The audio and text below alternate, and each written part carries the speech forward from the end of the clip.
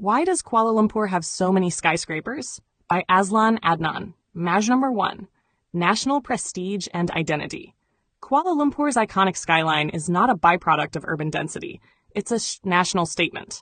Skyscrapers in KL were shaped by deliberate choices to modernize, to lead, and to signal that Malaysia had arrived on the world stage. Before the world marveled at the Petronas Twin Towers, 452 meters, and even before the monumental Dayabumi Complex, 157 meters of 1984, the city's skyline was already beginning to rise vertically, with the PERNAS International Building, 150 meters, completed in 1982. At 150 meters and 40 stories, PERNAS International, now Menara AIA Cap Square, was KL's first true corporate skyscraper, built by Perbadanan Nasional Berhad, PENA, a state investment arm. It represented Malaysia's early pivot toward vertical corporate real estate, breaking from the colonial-era low-rise norm. While architecturally modernist and minimalist, it paved the way for even bolder expressions of national identity through architecture. Just 2 years later, that identity would crystallize in the Dayabumi Complex, an Islamic modernist landmark at 157 meters, designed to visually articulate Malaysia's aspirations: modern, Muslim, and sovereign. Commissioned under Tun Dr. Mahathir Mohamad, Dayabumi merged Islamic motifs with international-style geometry, making it Malaysia's first post-colonial architectural manifesto. These two towers, PERNAS and Dayabumi, formed the foundation upon which KL's vertical dreamscape was built, culminating in the Petronas Twin Towers, 452 meters, completed in 1998, which redefined both Malaysia's skyline and its global image. 2. Centralization of power, economy, and population. Malaysia's development model has always been intensely centralized, with Kuala Lumpur at its heart. The city became the gravitational center of political power, financial services, corporate headquarters, infrastructure investment.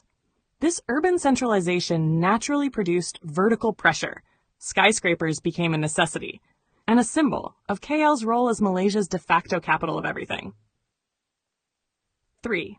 Real estate investment and speculation. Real estate in KL evolved into a speculative asset class, driven by state-linked developers, PNB, EPF, UDA, foreign investors, China, Gulf states, tax incentives, and liberalized foreign ownership policies. Luxury towers and mixed-use developments mushroomed across zones like Bukit Bintang, Jalan Tan Razak, KL Central, Mont Kiara. In this environment, height sold prestige, and prestige attracted capital. Then are 4. Aggressive urban planning policies. KL's planning policies since the 1990s have actively incentivized vertical growth. This includes transit-oriented development, TO around MRT, LRT lines, high floor area ratios, FAR, in key urban corridors, minimal height restrictions in city center lots. From Menara Maybank, 244 meters, 1988, to the Exchange 106, 445 meters, 2022, the city has continually reinforced a development model that rewards height and density. Height wasn't capped, it was celebrated. 5. Islamic modernism in architecture. The rise of Kuala Lumpur's skyscrapers has been accompanied by a distinct Islamic architectural language.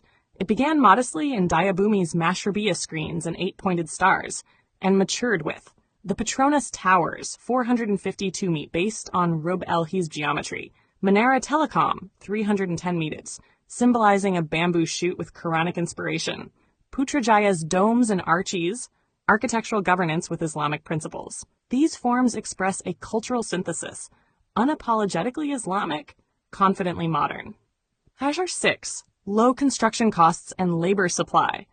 KL's verticalism has been made financially viable by affordable migrant labor from Indonesia, Bangladesh, Myanmar, local sourcing of construction materials, cement, steel, fewer regulatory burdens compared to high-income cities. This allows developers to pursue mega-scale towers at relatively low cost per square meter.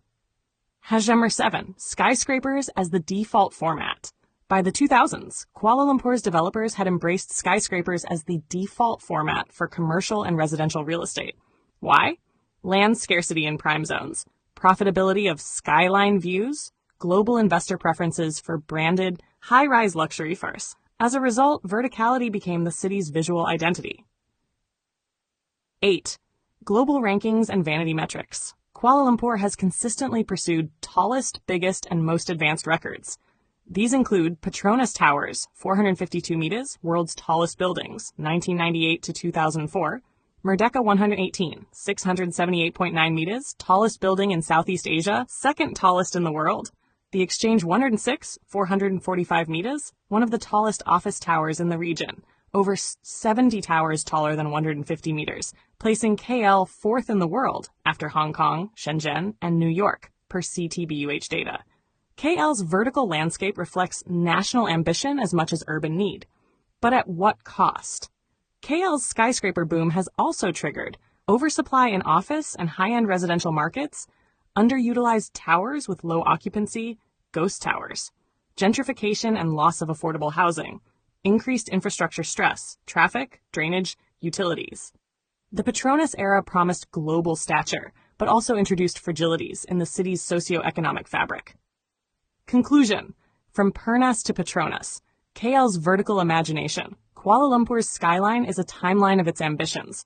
PERNAS International 150 meters 1982 marked the start of the skyscraper era.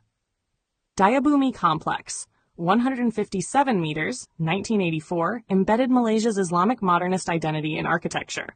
Menara Maybank, 244 meters 1988, Malaysia's first mega-tall financial headquarters. Petronas Towers, 452 meters 1998, elevated the city onto the world stage. The Exchange 106, 445 meters, 2022, financial revival and global branding. 6 at 78.9 meters, 2023, apex of Malaysia's architectural ambition.